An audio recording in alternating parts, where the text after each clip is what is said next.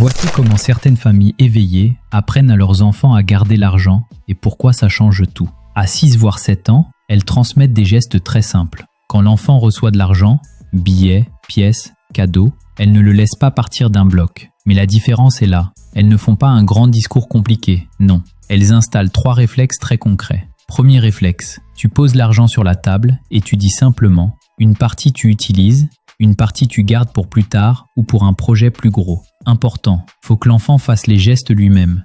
Répartition dans des enveloppes, puis les dépose dans des anciennes boîtes à chaussures ou dans un petit coffre. L'enfant voit que tout l'argent qui arrive n'est pas fait pour être dépensé tout de suite ou en une fois.